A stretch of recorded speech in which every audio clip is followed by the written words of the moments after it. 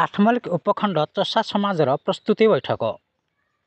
December 28ରେ ହେବାକୁ ଥିବା ରାଜ୍ୟସ୍ତରୀୟ ଚଷା ମହାସଭା ସମାବେଶ ନିମନ୍ତେ ଅନୁଗୁଳ ଜିଲ୍ଲା ଆଠମଲ୍ଲିକ ଉପଖଣ୍ଡ ଚଷା ସମାଜ ପକ୍ଷରୁ ପ୍ରସ୍ତୁତି ବୈଠକ ସ୍ଥାନୀୟ ଠାକୁରଗଡ଼ ଉଚ୍ଚ ପ୍ରାଥମିକ ବିଦ୍ୟାଳୟରେ ଅନୁଷ୍ଠିତ ହୋଇଛି। ସଭାପତି ଉପେନ୍ଦ୍ର ପ୍ରଧାନଙ୍କ ପୌରୋହିତ୍ୟରେ ଅନୁଷ୍ଠିତ ବୈଠକରେ ଉପଖଣ୍ଡର 4ଟି ପ୍ରଗଣାର ସଭାପତି, ସମ୍ପାଦକ ଓ କର୍ମକର୍ତ୍ତା ଯୋଗଦେଇ ଆଲୋଚନା କରିଥିଲେ। ରାଜ୍ୟସ୍ତରୀୟ ଚଷା ସମାବେଶରେ ସମାଜର 25,000 ଲୋକଙ୍କ ସମାଗମ ହେବ। ଏହାକୁ ସୁରୁଖୁରୁରେ ଆୟୋଜନ ପାଇଁ ବୈଠକରେ ବିଭିନ୍ନ ପ୍ରଗଣାକୁ ଦାୟିତ୍ୱ ବଣ୍ଟନ କରାଯାଇଥିଲା। ଅଧ୍ୟାପକ ଜୟକୃଷ୍ଣ ପ୍ରଧାନ ସଭା ସଂଯୋଜନା କରିଥିବା ବେଳେ ଆବାହକ ସୁରେନ୍ଦ୍ର ନାରାୟଣ ପ୍ରଧାନ ସଭାର ଉଦ୍ଦେଶ୍ୟ ସମ୍ବନ୍ଧରେ ଆଲୋକପାତ କରିଥିଲେ। ବାମୁର ପୁଞ୍ଜର ସଭାପତି ସଚ୍ଚିଦାନନ୍ଦ ପ୍ରଧାନ ବିଭିନ୍ନ କମିଟି ଦାୟିତ୍ୱ ସମ୍ପର୍କରେ ବିବରଣୀ ପ୍ରଦାନ କରିଥିଲେ। ବୈଠକରେ ଷୋଳପଦା, ପଞ୍ଚକୁଳ, 84, ବାଇଶପାଲି ପ୍ରଗଣାର ଭାଗୀରଥୀ ସାହୁ, କପିଳେଶ୍ୱର ପ୍ରଧାନ, ଘାସିନାଥ ବିଶ୍ୱାଳ, ଉପେନ୍ଦ୍ର ପ୍ରଧାନ ସହ ସମାଜର ଶତାଧିକ କର୍ମକର୍ତ୍ତା ଯୋଗ ଦେଇଥିଲେ।